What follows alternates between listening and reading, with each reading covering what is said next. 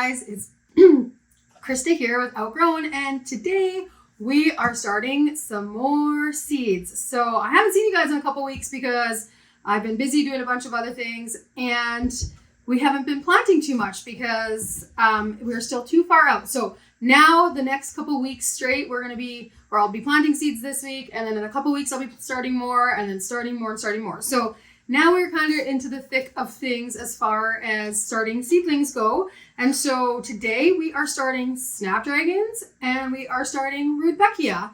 And we're going to start a variety of Snapdragons. I didn't even order any Snapdragons this year because I still had so many left over. So I just want to use up what we have and get them all planted and then start fresh next year with ordering Snapdragon seeds. So we are going to be doing that. But first of all, I want to show you guys how the eucalyptus and the foxglove are doing.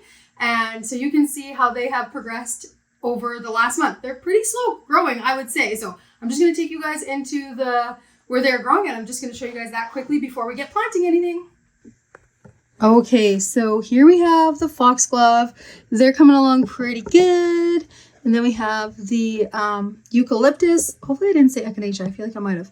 Anyways, eucalyptus, and then we have it coming along here. So I've seen some others people's where they're pretty short and like they're filling out. So I'm not sure if that's because my light is so high or what, but like it's not even that high. Like really, it is.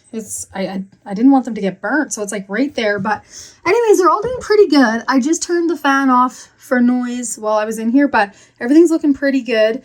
So I'm happy with how those are coming along. Mark's been doing a good job taking care of them. I did put a little fertilizer in them today to kind of help with that. And last week I put in some root fertilizer stuff that helps with root growth. So we are starting that whole process. So I will show you guys the fertilizer we're using as well. It's something that Mark had from when he used to grow weed, and I figure I might as well just use it up. I'm sure it'll be just fine. So I will show you guys that too when I get back out to where I'm planting the seeds. All right, so this is the fertilizer that I'm using. We have this huge jug of it, and it's got a really low amount of nitrogen, phosphorus, and what is the other one, babe? Potassium. I always draw a blank with that, but anyways, it's got a pretty low amount, so we're just using a tiny little bit of that just to keep them growing strong. I just figured I would use this up because we have it. And so rather than going and buying a bunch of stuff and just collecting a bunch, I know there's lots of people that use a lot of different things, but that's the one that I'm using right now. Not for any particular reason other than the fact that we have it and I'm using it up. So, and you need like the most little amount of that stuff ever. And again, if you're fertilizing, you don't want to use too much. You want to kind of use just the right amount. So you don't want to do it, every single time that you water. I may fertilize, depending on how they're doing, like once a week or once every 2 weeks, just kind of depending on how the plant is doing and how the plant is looking. And then also the like grow medium, it does have some fertilizer in it already, so I don't want to like overdo it. But when you are growing them, you may need to add a little into it, and you can kind of tell by how the plants are looking and what they may need. So along with that, you also need to make sure you have lots of good light and you're watering them accurately. Anyway, so I'm going to get going here with the Johnnies. First, we're going to use the Potomac Custom Mix F1. Anyways, I can't remember exactly what these ones look like, but they're going to be a mix, and they will be just like a variety of colors, which is what I like to do because I find sometimes you like pigeonhole yourself. If you grow too much, like say I'm going to grow all corals and all peaches and all pinks, like sometimes you may end up with just like not enough variety all throughout the season, and I like to make sure that there's variety. So I don't have a problem using mixes. I know some people like to just go and buy specific flowers. Oh, cat in the way. Specific colored flowers for whatever they're doing, but I'm not too picky like that. Oh, where's my little thing again? Oh, it's in.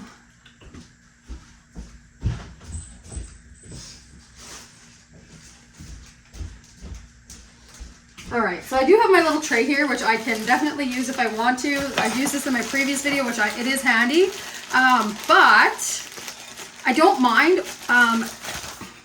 mind putting more than one seed in each and then divvying them up into another tray once they get sprouted out. You can even, if you want, you can just do them in a flat tray, which I'm gonna do the Rudbeckia in one of those. This is like a flat tray. It's got holes in the bottom. And I'm gonna fill this up with dirt, and then I'm just gonna use this, and then I'll have a tray underneath it to catch the water. I'm gonna use that for the Rudbeckia because I'm gonna plant a ton of those. And then in this one as well, I'm definitely gonna plant a few seeds in each. So I'm not gonna be as diligent about planting only one or two as I did with the eucalyptus, because I'm good. I'm totally good if there's a few in each. And then once they start to grow, I will split them up and put them into their individual ones. So with the Snapdragons, you want to surface sow them, so you just want them to be on the top. They need light to germinate, and I'm going to add a little bit of vermiculite on the top. That's going to help with the moisture and help with the help to prevent algae from growing. So I'm going to do that with these ones as well. I did that with the last ones I started, and so yeah, so I mean I can. Oh, it looks like there's some stuff in there. Perfect. So I can put the seeds in here just so I can kind of have a little look at how many are going in, but it's not that big of a deal. I'm going to have quite a few Snapdragons. I know I'm only going to start this 72 tray cell, cell tray, but I'm going to plant a few in each, and then I will plant them up. So I want to just make sure that I'm planting them a few in each here. But you also don't want to overdo it, I don't think. Like, you don't want to go and add 20 in one and then go disrupt all their roots like immensely when you start to try to oh, itchy nose, pot them up. So I have 4 different varieties that I'm doing today. The ones I said now, Potomac mix, the F1 mix is what I'm doing. So I'm going to do 18 of these. Then I have the early sunrise, Potomac early sunrise mix. And then I have the Madame Butterfly bronze, which I absolutely love that one. Some people don't like the Madame Butterfly, but I think it kind of looks, it has like this kind of like really dainty, kind of pretty frilly look to it, and I like that. And then the last one we're going to do is the rocket mix, the F1 rocket mix. And then that's going to do it for the Snapdragons. I have so many different flowers that are going to be planting this year that I'm not going to overdo it on the snaps. Everybody loves them, but I'm not going to overdo it on them this year. I have so many other amazing things that I think are going to be wonderful that I just want to have a good variety of a lot of different things so that I can have some really unique bouquets all throughout the year. Most of the people that are signing up for my subscription are people that have done it before, so I got to give them something different this year than what they've already had. So I've been trying to learn new ways to make bouquets and trying to figure out lots of different flowers to start and to buy so that I can provide them with a huge variety of flowers all year. Okay, so now I've got my first 18 planted, and if you guys watched my previous video on planting, I take tape. You can do whatever, masking tape, painter's tape. I just had this handy because I do watercolor painting, and that's what I use for that. And so it was just right by where I'm doing this. So I will put Johnny's on it, and I will put the variety and what it is, snaps, and the date. So today is the 24th of Feb, and so I'm going to put that right on there, and then just put it on the front, and then that's how that one's going to go. So our next one is the Potomac Early Sunrise. I don't even know if I'm saying that right. Potomac, who knows? Everybody says it differently, so I have no idea. Yeah. So I'm going to plant these ones up here. same thing, just sprinkle them on the top lightly. I don't need my little container. I can just take a few out of the package. Oh, hey buddy. Don't knock that over. Okay.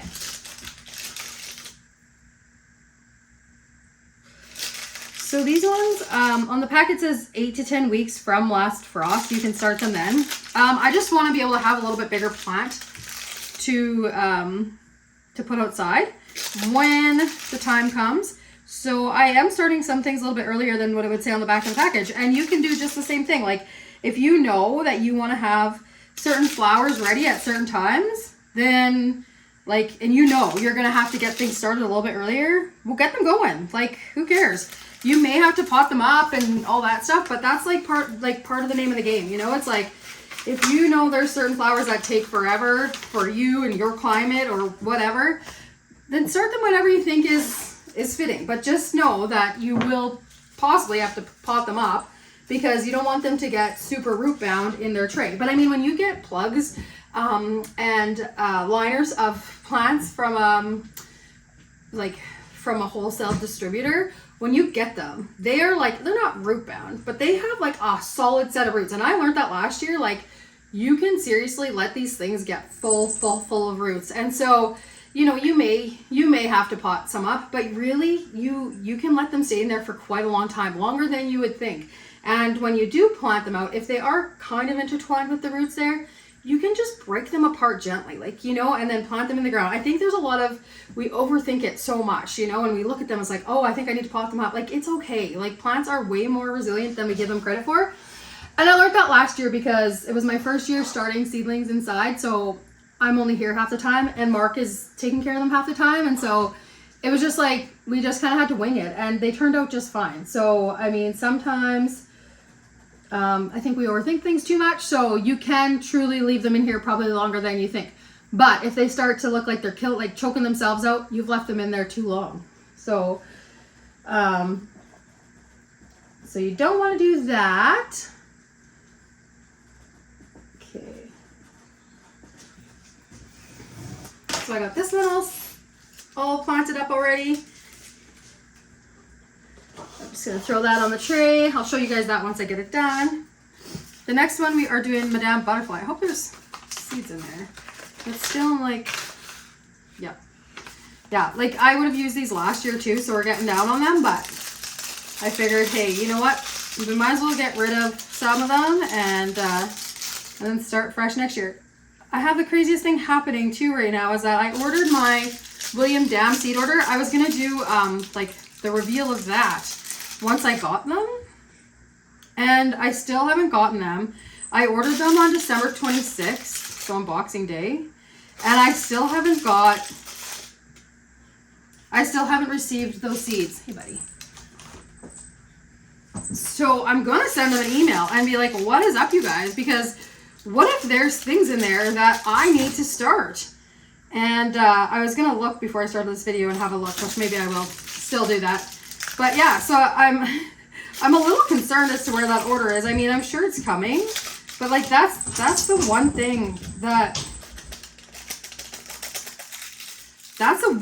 with William Dam is like they can take forever to ship out your stuff. And so I mean, if you want to get anything started, like a head start real early, you definitely maybe don't want to order from them, or you want to get a hold of them, be like, I need this like ASAP. So these are the Madame Butterfly Barons that I just planted. And I should also mention that Snapdragons are pretty cold tolerant. They would be considered like a cool season flower.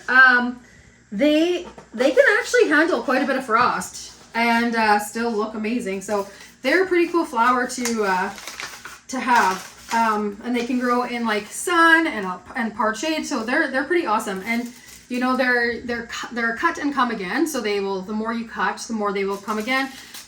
As the season goes on, their flowers are not as good as the first ones that come off of them. But yeah, definitely, like they will grow a few stalks of them out, and you can snip them down and they'll start to grow some more. So they're a pretty nice flower to have. It's also good, I think, too, to have, to be able to like succession plant them a little bit as well, because then you can have flowers all throughout the season.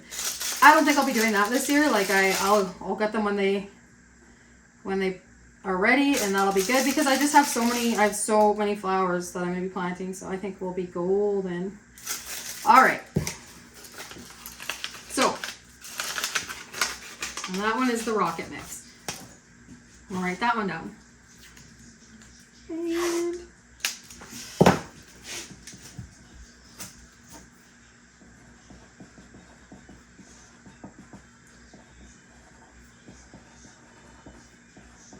all right. So I gotta go grab the vermiculite. I forgot to bring that out when I took you guys in there to show you the plants, their progress, but I'm gonna grab the vermiculite and I'm gonna sprinkle it on top. I got all this soil wet before I even started, so there's quite a bit of water in there, and it watered them so much that it's not pooling or anything, but it's damp in the bottom, so that's perfectly fine. And I'm gonna put a dome over top of it, and then I'll put on the light, but I'll be right back in one sec. All right, so we just have this vermiculite. It's the Pro Mix vermiculite. I'm also like not super picky on that either. And I was speaking to this gentleman at the Whole Leaf Healing Tree. Oh, I got that wet. I'll have to deal with that. And he said that they have other stuff that they would put on top. But I figured I don't know what it is, but it's like more of an organic thing. So I'll give it a whirl like once this stuff is gone, but I got this humongous bag of it. So you don't want to do it super heavy on there because snapdragons need light to germinate. So you just want to dust it on there a bit. You don't want to cover those seeds up too much because they're going to need all the light they can get. And so I think I explained this in the last video too, that Johnny's, on their seed packets, they have a ton of information, like growing information and germination, and they have basically they tell you exactly how you can grow these successfully. So that's one thing I really love about Johnny's, is that they have all the information on their packages, and their website is like this, like has all this information on growing. It's on growing whatever you're growing. Like you can go on there and just, if you have any questions, they can usually answer it right on the website there. So that's pretty handy. All right, you guys. So that tray is done. I'm going to show you. So you can see how I've labeled it. The other one's in the. Hopefully this doesn't have a hole in it. They're labeled, but I rotate them around a little bit. I don't know if it's just because the lights aren't strong enough. Some of them are older. I don't know. I bought that online, and so I'm not entirely sure about the lights, but it looks like they sometimes grow towards a light. And that could also be because there is a bit of a window in there, so they might grow towards that window. So anyways, this isn't the exact dome for this, but I'll see if I can find one that fits better. But this just needs to sit on the top. I'll leave this dome on top until they start to sprout up and they're up enough, and then I'll take that off. And that helps with moisture immensely as well. Okay, so this is the one I'm going to do my Rudbeckia in. And so that one I'm going to grow lots of. It's a perennial here. I want to use up all those seeds. So I'm just going to, I don't know if you guys can kind of see. There's holes in the bottom of this one. So I'm planting this one like straight up with them. And I'm just going to do it that way. You can get trays to start, and they have, what are they called? They just like long lines. There's like 20, I think they come in 20s or whatever. Long lines, you can plant your seedlings in there and whatever. Same kind of idea. And once I do this, I will have to like separate them out and plant them up. But to get them started, I'm just going to go to town in this because I forgot to pick up more of the like cells. So I kind of crapped the bed on that one, and so I'm just gonna do it this way. This is fine. I did some this way last year too, so it's not a big deal. This works. It also saves on the plastic, but I mean you do have to pop things up once they get to a certain size. So just gonna do that. Dump the rest of this in here. I have to pick up a little bit more supplies, but the other thing too is that I was going to wait till next weekend to start these, but I'm going to be going on a ski trip, so I'm not going to be here to start them. So I thought I'm going to get them going this weekend. I don't have to worry about it. And then by the time I get back, they'll all likely be up and sprouted. I'm going to put a little bit more dirt in there.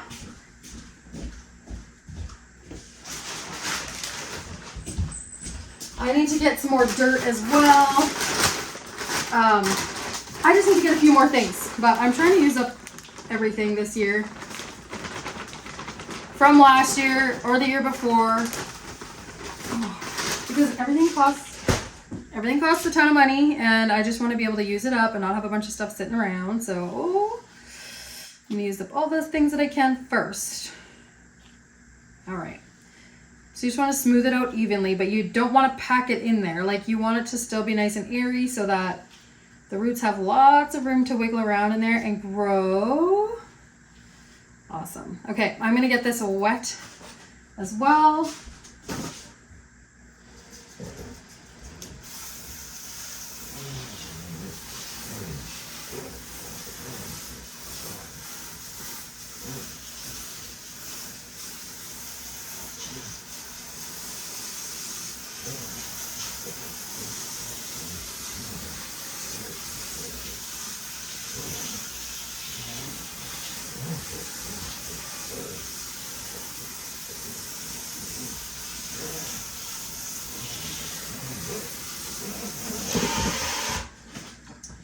Okay, so I got that nice and moist, so we are good to go with that.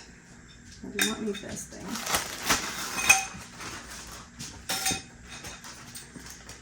Clean up some of my mess.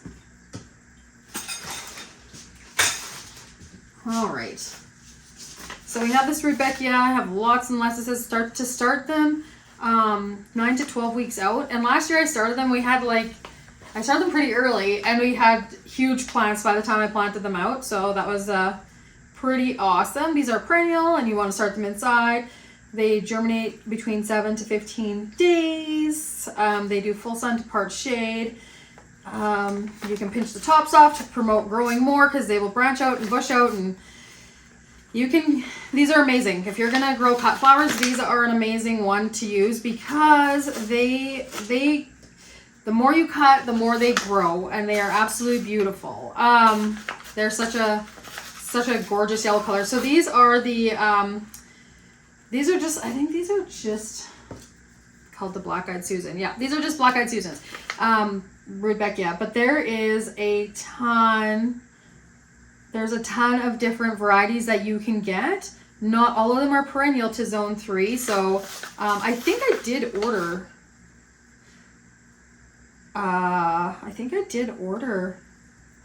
a couple different varieties, so hopefully they come soon, because I'll need to get those started at some point in time here as well. But yeah, hopefully they come soon. So what I'm doing is I'm just sprinkling them on the top.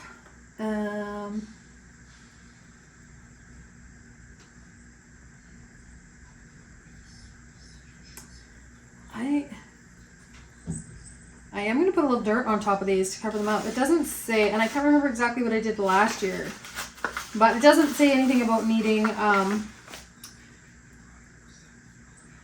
sun to germinate. Okay, so I just sprinkled them all over the top, and there's going to be a ton of them, which is great. But this was a package of, I don't know how many thousands. I can't even see what it says anymore. How many came in here? But like, that's packed full. They're tiny little seeds. Anyway, so I'm just going to cover those up lightly, and then I'll give it a little bit more water, and I'll toss a little bit of vermiculite on the top as well. You don't need a ton of dirt.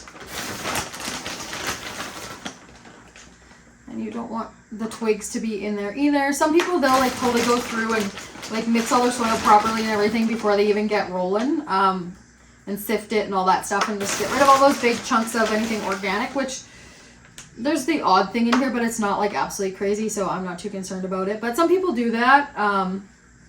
I'm pretty easy peasy when it comes to this stuff. I learned last year, like I really overthought about it. I stressed so much about starting seeds that I was like I'd come to the farm and I'd be like, the plants would look like they're drying out. I'm like, Mark, did you even water these things last time? And anyways, I stressed so much and they all turned out amazing. And in fact, some of the plants that had a little bit of stress were some of the best plants I had all year. They just grew so strong because they were just really strong, hardy plants by the time I put them outside. So I am going to say that, like, I mean, don't break all the rules. I mean, there's definitely rules you want to follow as far as it goes, planting things. You don't want to just be freewheeling it all the time, but don't be afraid of like, oh, I didn't do this exactly the way that the package said, or I let them dry out a little bit in between. Well, plants are super, super resilient, and I'm going to say that over and over again. Like, and I mean, I learned this last year. I did not know this, but last year, we learned so much starting seeds out, that I really learned that. It's like, you know what, honestly, like, plants will bounce back. I mean, there is a certain point that they will not, and you can't bring them back after they've dried up too much. But you know what, they will bounce back. And you know what, if you accidentally leave the light on them overnight, or something, you forget to turn the light off, it's not going to kill your plant. Just, you don't want to do it all the time because it will be stressful on the plant, and you don't want to stress them out too much because you want to have a nice, strong, healthy plant. So you don't do it too much. Okay, so I'm done with that one. I'm going to put my Rudbeckia on there as well. And then that's going to do it for me here, you guys, today. Just going to pop that in there.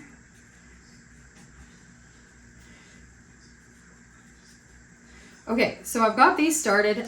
Same thing again. I had mentioned in a video, my previous video, when I was doing the eucalyptus and the foxglove, starting those, that I bottom water them, and then somebody had asked me exactly what does bottom watering mean.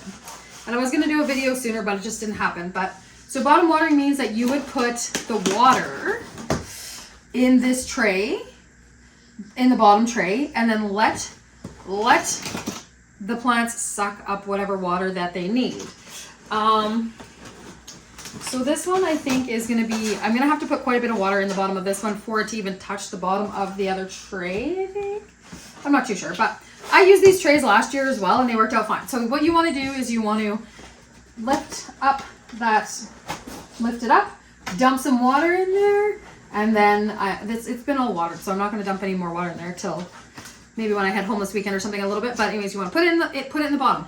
You don't want the water to pool, so you want to water it down there. You can water it to have as much water as you want. Leave it for 10 minutes or so, and then if there's still water after or even 20 minutes or half an hour, whatever, if there's still water in there after waiting a little while, dump the remaining water out, because you don't want it to be sitting there pooling. That's just like a place for bacteria and all kinds of things to start happening, because you do want your plant, you don't want to overwater your plant. So you want to just make sure there's enough water in the bottom to get everything nice and wet, and then let them use up that water until it kind of feels pretty dry on the top, and then you can do that again. And yeah, I think that's pretty much it. So that's what bottom watering is. And then, somebody else asked if I'm going to start all my plants, but I'm not starting everything inside, because a lot of things can be planted outside and just plant them right in the ground. And so for the most part, I will plant all those, direct seed them into the ground.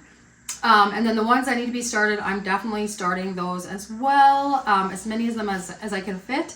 I don't have a ton of space to start things, so it gets a little crazy in there once everything gets growing. But we managed to start a ton of stuff last year, and everything worked out pretty great. So we're just gonna do that again this year. And then there are some things though that say like recommended direct seeding, but if you want them to start earlier, you can also start them as well. But it's not necessarily recommended, and sometimes it says that because they don't like their roots to be disturbed. They're pretty fragile in that sense. So sometimes it's best to follow what is on the package. But if you know there's something that you want to start early, you can definitely do that. Just research what you're growing and just see. Like if it says it doesn't like its roots to be tampered with, well then you know that you're gonna have to be like really, really gentle with that when you are transplanting them out. But I think that's going to do it for me, you guys. Everything is ready to roll. So those 2 trays are the ones I started today. And it's February 24th. And then I won't be starting any next week because I was going to, but I'm not going to be here. But then the following week, so my calendar's going to be a little bit mixed up a bit. But I'm going to starting things now until it's time to plant stuff outside. So thanks you guys for watching. If you liked the video, give it a thumbs up. If you haven't subscribed already, do that as well. And I look forward to seeing you guys again. Have a great day. I knew you wanted to make an appearance.